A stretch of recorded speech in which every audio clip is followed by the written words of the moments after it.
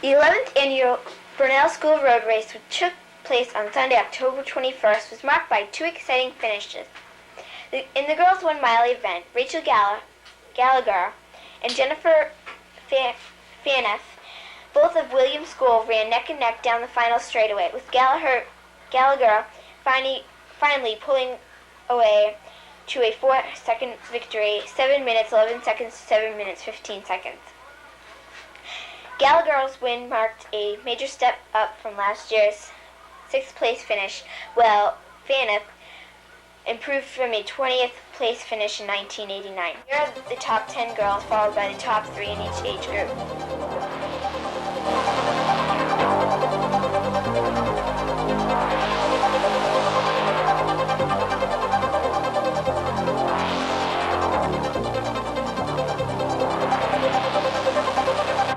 It's time now for some entertainment. Okay, I thought you'd never ask. Dashing through the snow on a one-horse open sleigh. No, Kim, that's not what I had in mind. Here are Keith Ledeen and Rachel Carter to introduce this year's Burnell dancers at Winterdance.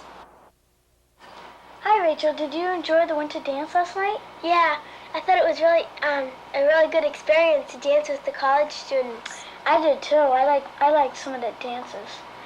I like the 5th or 6th grade dance, how the song was Lean on Me and how they leaned on people. Yeah, I like that too. That was really neat. It was kind of sad. It looked kind of sad with the song, didn't it? Yeah. And I like Mr. B's dance, how the guy jumped to the paper. Oh yeah, I did too. I thought he fell. I was like really out of my head, you know. I thought this guy wasn't supposed to do that or anything, but he really was supposed to. And he looked like he was having a lot of fun doing it. Yeah. Jumping through paper. I like the dances he did behind it. Yeah. I liked the witch dance with the witch in it. Oh yeah, I did too. They had a lot of shapes, and I like how the prince died in it, and he was coming back to life, and they had a lot of they had a witch in it, and they had a lot of girls dancing, like ballet students. Yeah, I liked how they did like the toe dancing. Yeah, they had a lot of that in there. They had a lot of ballet. I enjoyed our dance a lot too. That was fun.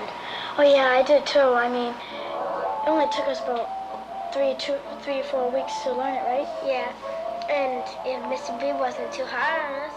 He was very easy too.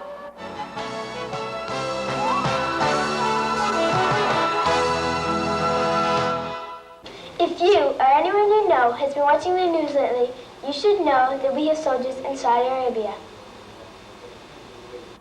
Chris Corbett, a former Bridgewater State College student, is in Saudi Arabia right now as a soldier. So Miss Wyman's class and others are writing letters to Saudi Arabia in the boats in the Persian Gulf. I attend the church. We're going to have a concert. Well, at least it's some treats. Hi, I'm Rachel, and I'm here with Adam Lucia, Melissa Boudreau, Nicole Jankowski. I'm gonna read a letter that Nicole got back from Saudi Arabia. I just received a whole bunch of letters from you and your friends at Burnell. I gave them all away except for one. I kept yours for me. You sure do ask a lot of questions. Let me see if I can answer them all. First of all, I'm Sergeant Nick Rubello. I've been in the Marines for 8 years. It doesn't seem like that long, and I know Bridgewater very well. I'm from Taunton. You know where that is, right? I grew up in Taunton, and I lived there until I came to the Marines. Nicole, did you like receiving letters from Saudi Arabia? Yes, I liked it very much. Were you expecting to get a letter back? No, not really. Why weren't you expecting to get a letter back? Because most of the kids in my class didn't get letters. Were you the first one to get a letter? No. Adam, did you find anything really interesting in your letter? Yeah, the guy that I wrote to, Raymond Gann, he had 28 years and he was a master gun sergeant. If Dr. King were alive today, I wonder what he'd say about the war in the Persian Gulf. He'd probably be against it because he was against violence. A group of 5th and 6th graders got together in the TV studio to share their thoughts and feelings about the war. We think you'll be interested in what they had to say. Hello, I'm Stephen Neumeister, and this is the discussion group for thoughts about the Gulf War. And I'm going to ask them some questions about opinions and feelings about the war. Okay. Do you think Saddam Hussein is going to use chemical warfare during this war? April? I do, because I think he's going to use all he can. Okay. Mark? I think he will, because he's been hiding the chemical weapons in like civilian sites, so we won't really bomb it. Did you have something? No. Okay, and how do you feel about the oil spill that in the Persian Gulf? Danielle? I feel bad because of all the animals and the people, and the way they're not going to be able to have drinking water. And Yeah. Adriana? they're not going to have drinking water because they use the Gulf, and That's where they get that water from. Okay. Don't they wash their clothes in that water too? Yeah, because we'll be selling it. Okay. And do you think we are going to lose a lot of people in a ground battle, or Chris? Yeah, when they shoot like chemical weapons at us, then they'll get some of our people, but then we have some other kinds of weapons than they do. Elise?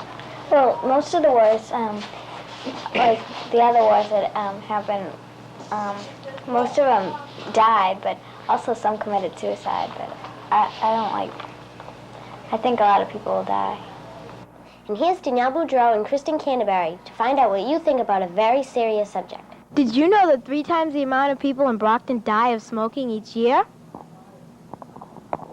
If someone in your home smokes, you can get many diseases like bronchitis and asthma. Also, 5 million teenagers are regular smokers. Here are some good books for you to read so you can find out information on smoking. Know About Smoking by Margaret O. Hyde. Smoking and Health by Brian R. Ward.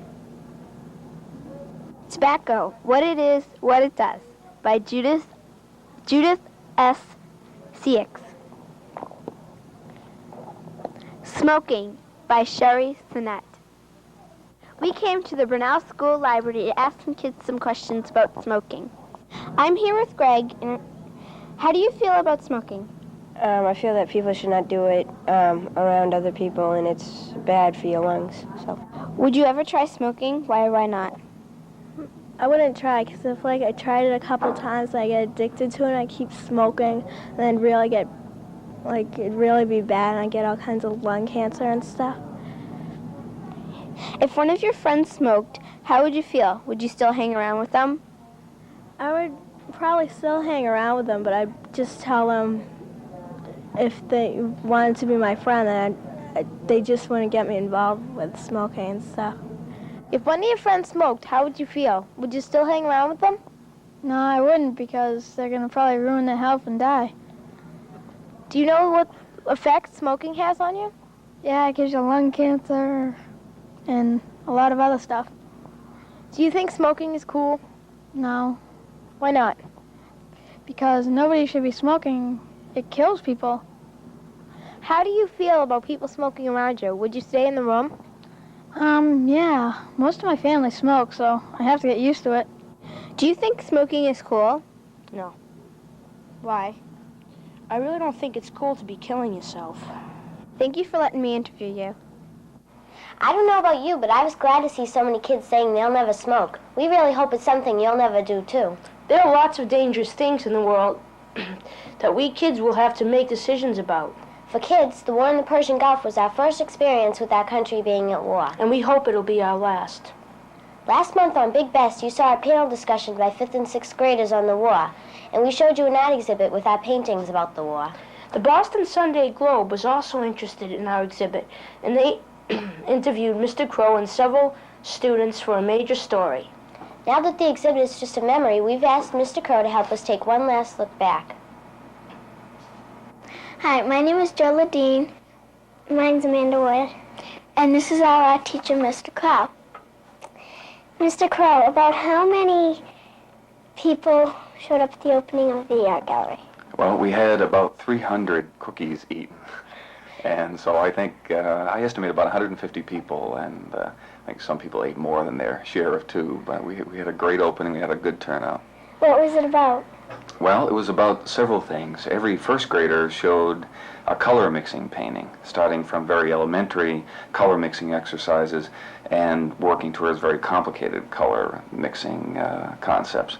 And every fifth and sixth grader showed a painting of what started out to be the Iraq-Kuwait situation, later escalated into a war, but we started them sooner. One painting by every fifth and sixth grader. And then on the far side of the gallery, we have banners made by Mrs. Waterman's second grade and Dr. Farah's fifth and sixth grade. They worked as partners to create these. And that was a combination art and language arts lesson. Do you think it was a good idea to do pictures about the war? Well, a lot of students were talking about the war and their concerns about it. And I felt, and I had done some reading, that it's really important for students to be involved in some way, either writing letters or involved in some type of project. So I know that students left, even they were dealing with very serious issues of war and peace, but they left feeling good. I think it was a good project to be involved in during a very disturbing time. What pictures were you impressed with? Well, I was really, I have to tell you, impressed with all of them. We talked about being visually brave and trying some things with paint, maybe that they hadn't tried before, and we talked about if people are over there being brave for us, then the least we can do is be brave with our paintings. So everybody was brave. I think everybody did a great job, and that's why I showed every single one. But maybe I'd like to talk about a few examples of the way students approached it. Austin Glass, if you remember, on the far right side of the gallery had a beautiful realistic painting of the peaceful desert before war broke out. And at the same time, we have a list here, Nathan's painting, who painted a realistic painting, but it was a very disturbing war picture. And in the center, there are a number of paintings that people might think look like scribbles or paint thrown on pieces of paper. But they were very carefully considered, every color, every drip of paint, every texture that you see, and they were to represent peace, war, or diplomacy. And we have two examples of those. One was Jen Burnham's, who did a beautiful piece-like non-objective painting, and the other, Danielle, you can see that one. It has incredibly violent sort of colors and very disturbing marks and shapes in it. And like the term says, those are non-objective paintings. That means there isn't an object. Even if you look closely, there is not a single object in them. Then finally, on the far end of the gallery, we have some abstract paintings and some paintings of students' nightmares and dreams about the situation. And Jane Garrison has an incredibly scary one with a skull sort of looming over these people, stick-like people falling below. It's an abstract painting, but very, very disturbing. And finally, we have Andrea Estes. She, you can see, has a young girl sleeping in a bed, and she has two soldiers below her pointing to a war map or a war chart of some kind. And so the whole exhibit was about different approaches to art, from very realistic images to abstract images, non-objective images, or dream-like images, what our dreams and even nightmares in this situation were about.